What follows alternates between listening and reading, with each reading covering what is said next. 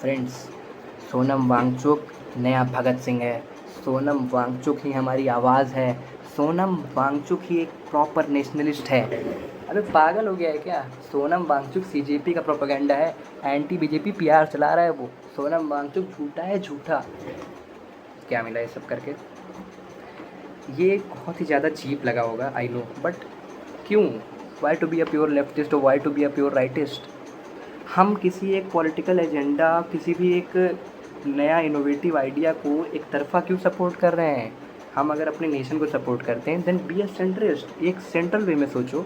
हाँ, सिक्के के दो पहलू होते हैं। दोनों पहलुओं को आज हम साइड बाय साइड देखेंगे कि हम जो प्रोटेस्ट कर रहे हैं सोशल मीडिया पे, जो पोस्ट स्टोरीज डाल रहे हैं, जो एक काइंड ऑफ आइडिया फैला रहे हैं, वो कहाँ तक सही है, किस तरीके से इम्प्लीमेंट हो सकता है, और वहाँ पे सोनम वांगचुक का क्या रोल है और हमारा क्या रोल होना चाहिए, जो बल्कि क्या रोल हम प्ले कर रहे हैं, और सर का स्टैंड लेके, सोनम वांगचुक सर का स्टैंड लेके हम कितने ज़्यादा रेडिकल आइडियाज़ प्रेजेंट कर रहे हैं, इस बारे में छोटा सा डिस्कशन मैं करना चाहता हूँ।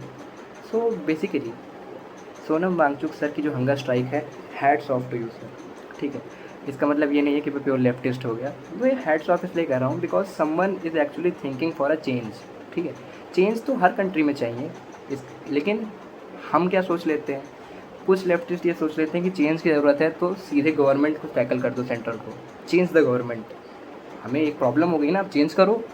अकाउंटेबल कौन है उस चीज़ के लिए? तो ये कोई सोल्यूशन नहीं हुआ। बेसिकली अगर हम बात करें कि सोनम वांगचुक सर जो हैं, उन्होंने क्या रिफॉर्म्स और उन्होंने क्या आइडियाज़ सामने रखे हैं, उनकी क्या अपील्स हैं जिसके लिए गवर्नमेंट की वो मांग चाहते हैं, जिसके लिए वो हंगर स्ट्राइक कर रहे हैं। तो सबसे पहला educational reforms. Yeah I totally agree with sir. Education reforms की ज़रूरत है। हमारा एजुकेशन सिस्टम अनडाउटेबली पीछे है। हमारी गवर्नमेंट ने ऐसा भी नहीं उसमें कुछ काम नहीं किया। पिछले कुछ सालों में एआई में बहुत ज़्यादा investment, machine learning, computer science में इन्वेस्टमेंट, एंड अगर हम डीपली फोकस करें तो हर स्कूल में इस समय स्टेम को बहुत ज़्यादा फोकस किया जा रहा है। Science, technology, engineering, mathematics, building projects, creative thinking, vocational training. अगर स्कूल इसे इम्प्लीमेंट नहीं कर पा रहा है या लोकल गवर्नेंस वहाँ पे इम्प्लीमेंटेशन नहीं कर पा रही है, then it's not the central fault.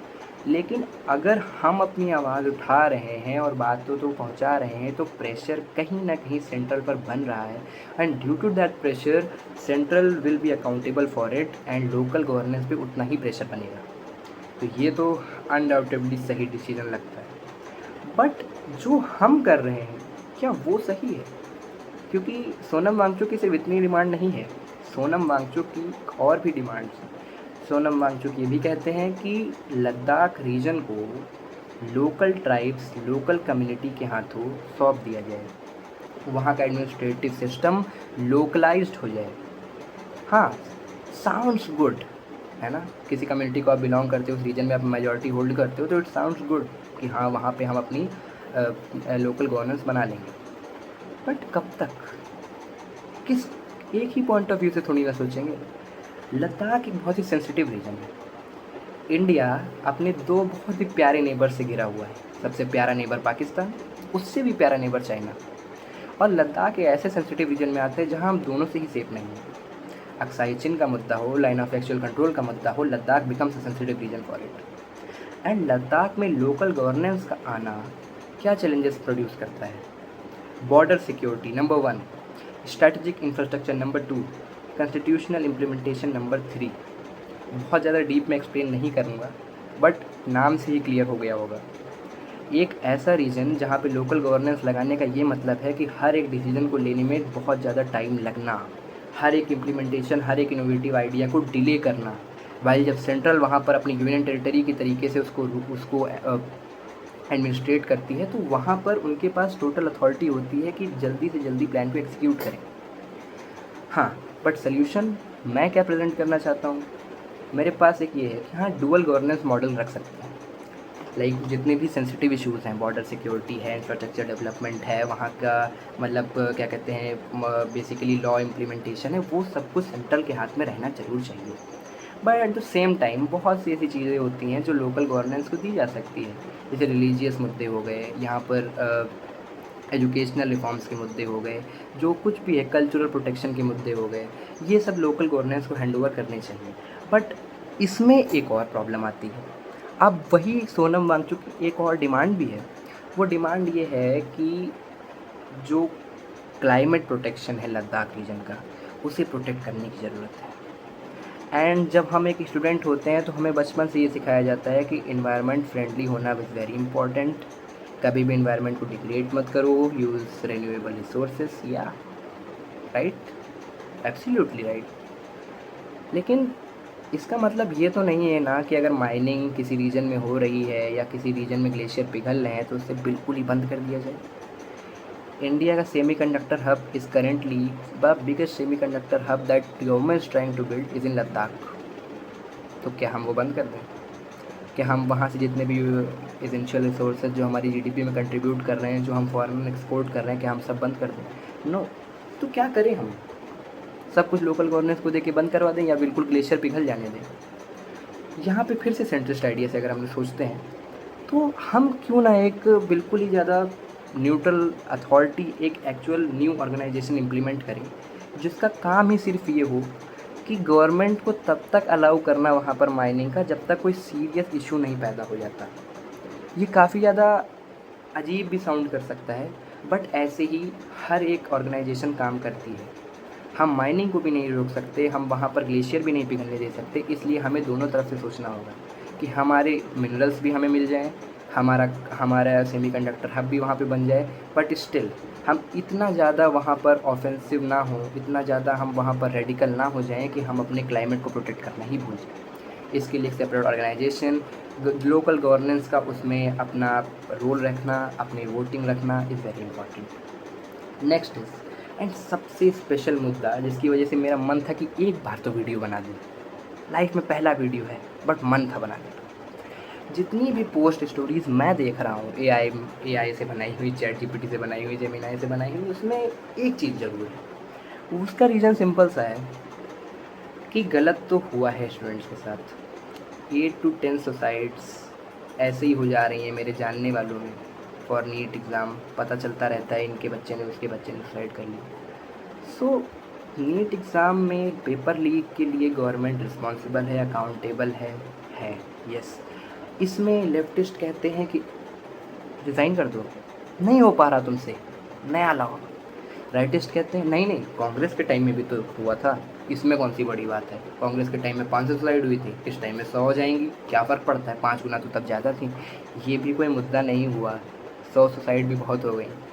इसलिए मैं ये एक रफ फिगर था, it's not the statistical figure जो मैं बात कर रहा था अभी। बट हम क्या फिर से कर सकते हैं? यहाँ पे इंटरनेट पे कहा जा रहा है कि एनटीए ही हटा दो, नेशनल टेस्टिंग एजेंसी ही हटा दो, नई एजेंसी लाओ। नई एजेंसी को लाने की बात हो रही है, मीन्स क्या कर रहे हैं हम? नई एजेंसी को लाने की बात कर रहे हैं, सोच भी रहे हैं इसके लिए क्या होगा। मैंने यहाँ पे क्योंकि मैं आपको बता सकूँ, मैंने यहाँ पे नोट डाउन किया है, ठीक है।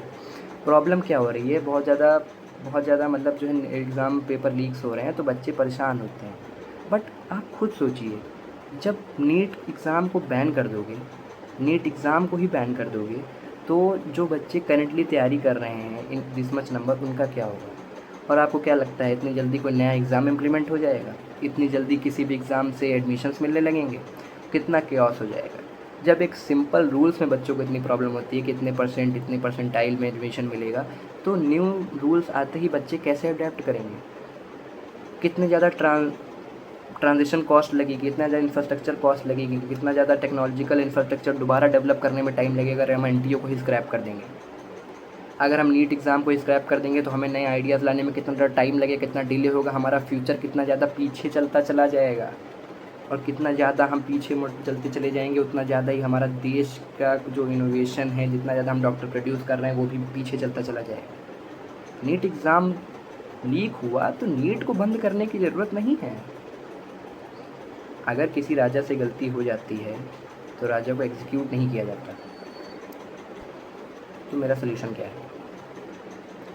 एक इंडिपेंडेंट ओवरसाइट, आर्टिफिशियल इंटेलिजेंस का रोल होना चाहिए for strict checking of NEET exam papers, officers जो वहाँ पर काम कर रहे हैं एनटीए में, वो अकाउंटेबल होने चाहिए हर एक टास्क के लिए।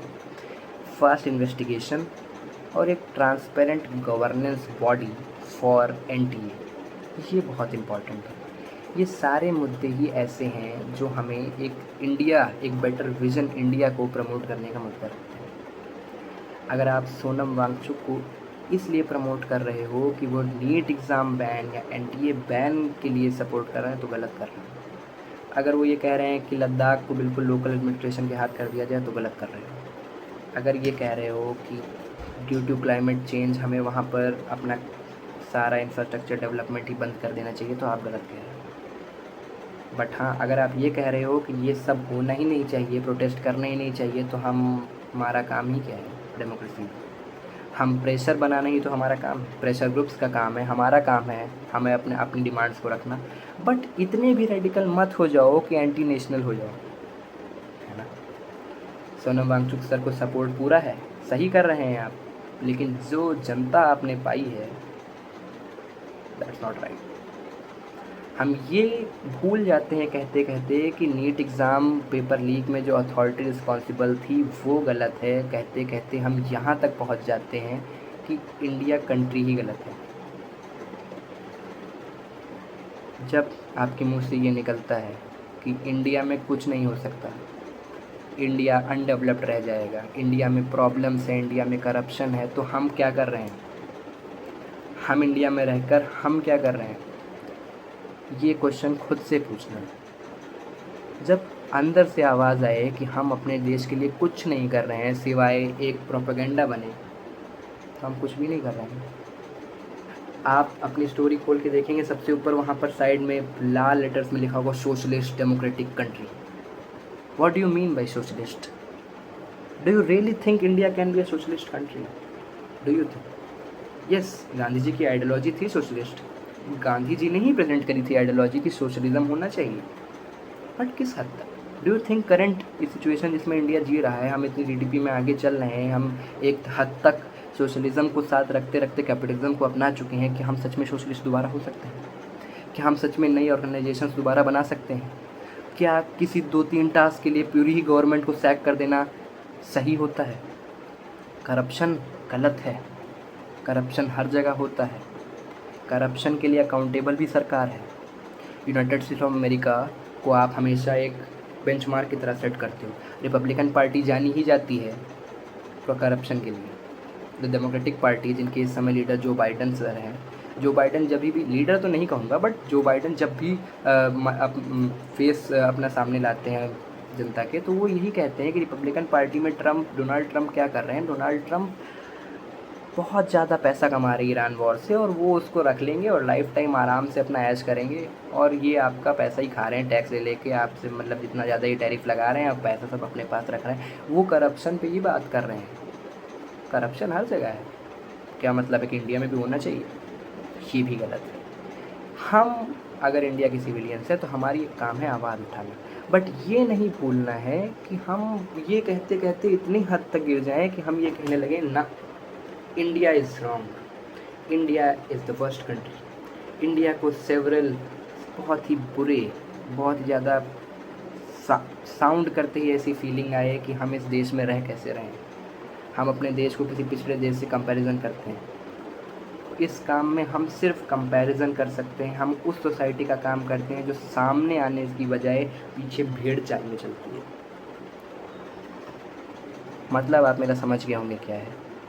तो एट लास्ट मैं सिर्फ ये कहना चाहता हूँ कि जो सोनम वांगचुक सर कर रहे हैं उन्हें करने दीजिए। गवर्नमेंट ने आर्टिकल 371 में अमेंडमेंट्स कर रहा है, करने का वादा किया है, करेंगे। आर्टिकल 371 में अमेंडमेंट्स करेंगे, लद्दाख को उनकी राइट्स मिलेंगी, ज़रूर मिलेंगी, और ये बिना सोनम वांगचुक सर के पॉसिबल नहीं है। ये ऐसी आवाज़ें उठाई गई हैं, हाँ, बट 6 शेड्यूल में आपको मिल जाए ये भी नहीं इम्पॉर्टेंट। हम जो गवर्नमेंट से मांगे वो पूरी तरीके से भी नहीं मिल सकता, क्योंकि जितने भी उसके सेकंड पॉइंट ऑफ व्यू है मैं सब आपको अभी तक वीडियो में बता चुका हूँ। जितना भी नीट एग्ज़ाम और एनटीए को स्क्रैप करने की बात है वो नहीं सही है, बट उसको इम्प्रूव करने की ज़रूरत है, और वो अब इम्प्रूव होगा। आर्टिफिशियल इंटेलिजेंस का इम्प्लीमेंटेशन होगा, नई लोकल गवर्नेंस का इम्प्लीमेंटेशन होगा, नई अकाउंटेबिलिटी आएगी। सो बी यूनाइटेड। देश में ही होके लेफ्टिस्ट राइटिस्ट में बट के दो डिफरेंट एजेंडा को, दो डिफरेंट पॉलिटिकल पार्टी को सपोर्ट करके ये मत भूल जाओ कि हम इंडिया के लिए ही दो डिफरेंट पॉलिटिकल पार्टी को सपोर्ट कर रहे हैं कि कोई हमें अच्छे से लीड करेगा। तो next time you put a story and before you follow the trend that you support a particular individual, see both the sides। And किसी पर्टिकुलर AI जनरेटेड इमेज को मत सपोर्ट करिए कि हमें सोशलिस्ट कंट्री चाहिए, हमें कोई भी काइंड ऑफ आइडियोलॉजी चाहिए, हमें कोई काइंड ऑफ इनोवेशन चाहिए। खुद से पूछो कि इंडिया को किस चीज़ की ज़रूरत है, दोनों तरफ से सोचो और फिर बोलो कि हाँ हमें इसकी ज़रूरत है। तो for the conclusion, yes the protest is going all right, but हमारा काम हमें याद रहना चाहिए, हमारा काम ये है कि हम इंडिया को एक सेफ़ हैंड्स में रखें। हम ये बिल्कुल ना सोचें कि गवर्नमेंट गलत है, बट गवर्नमेंट को अकाउंटेबल भी रखें। जय हिंद, वंदे मातरम। इट्स अक्षय सिंह चौहान, और मेरा ये मैसेज प्लीज़ जितना हो सके पास ऑन करते रहिए, बिकॉज आई थिंक कि एक सेंट्रिस्ट ही है जो एक कंट्री को ऊंचाइयों तक ले जा सकता है। Thank you.